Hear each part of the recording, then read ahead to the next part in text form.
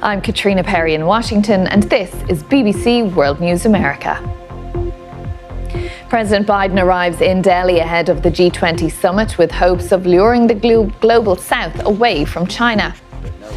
New details about a Georgia grand jury recommending charging 3 senators relating to the 2020 election, but prosecutors disagreed.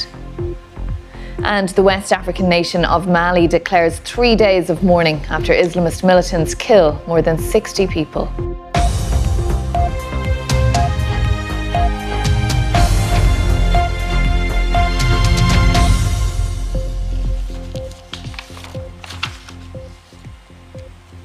Hello and welcome to World News America. We begin the programme as world leaders, including President Joe Biden, arrived to Delhi ahead of the G20 summit.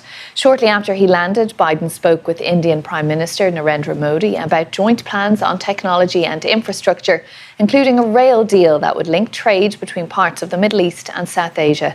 The deal would rival China's Belt and Road Initiative and is part of Biden's push to move the global south away from its dependence on China, something he is capitalising on with the absences of Chinese President Xi Jinping, who has never missed a G20 summit since taking power in 2012, and Russian President Vladimir Putin, who is skipping the event for the second year in a row. So an intense few weeks ahead in Congress. Anyway, Congressman Mike Quigley, thank you so much for joining us. Thank you. Anytime. Well, we're following new developments in the investigation into former President Donald Trump and his allies' alleged efforts to overturn his 2020 election defeat. A grand jury in the US state of Georgia recommended criminal charges against 3 Republican senators, 1 current and 2 former. However, prosecutors ultimately chose not to indict the 3. The current senator recommended to face charges is South Carolina's Lindsey Graham. Mr. Graham asked Georgia officials to look into absentee ballots after Mr. Trump's 2020 defeat. Senator Graham said he was surprised over the report's revelations. Well, let's speak now to Tamar Hallerman, senior reporter for the Atlanta Journal-Constitution. Thanks for joining us. There's a lot of information in this report. Just why was it released now? Okay. Well, Tamar Hallerman of the Atlanta Journal-Constitution newspaper, thank you so much for joining us. The Malian army suffered another attack on one of its bases in the north of the country a day after raids by Islamist militants killed more than 60 people. This comes during 3 days of national mourning after more than 60 people were killed in attacks by Islamist militants.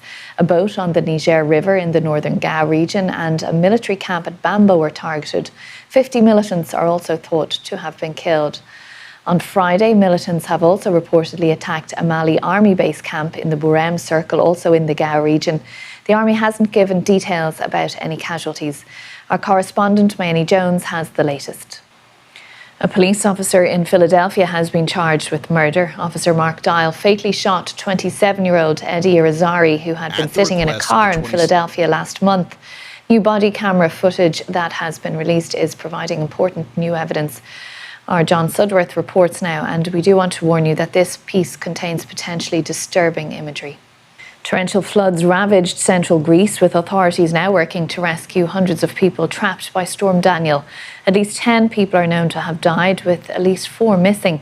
Some areas of the country have had a year's worth of rain in the last 3 days.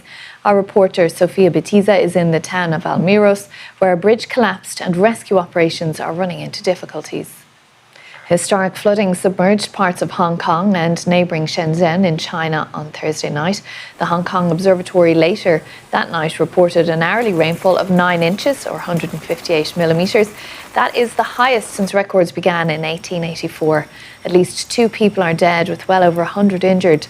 The floods come less than a week after 2 typhoons hit the region. Jane Hill has more. A Texas appeals court is allowing the state to keep its floating buoys on the Rio Grande River for now. This comes after a federal judge had ruled on Wednesday that the barriers were a threat to safety and diplomatic ties. It's the latest development in the legal battles surrounding the controversial buoys, which are part of efforts aimed at curbing migration into Texas from Mexico. About 150 rescue experts are working to save an American trapped more than 3,500 feet inside a cave after he fell ill. 40-year-old Mark Dickey was mapping Turkey to Murka Cave when he began suffering from gastrointestinal bleeding, rendering him unable to leave by himself. 6 units of blood have already been delivered to Dickey, who said in a video message that he is up and alert.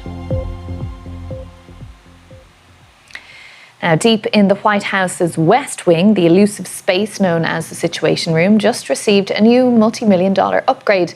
Here is a rare glimpse of what the year-long $50 million renovation looks like. The White House's Situation Room is tightly controlled and generally restricted to the President's national security and military advisors. It's staffed around the clock by military and civilian personnel who monitor breaking developments worldwide. Once commented on for its less than grand look, the Situation Room's director now said the renovations make it look like the movies. Remember, you can find all of the day's news on our website, bbc.com/news. I'm Caitriona Perry. Thank you for watching World News America. Do take care. Bye-bye.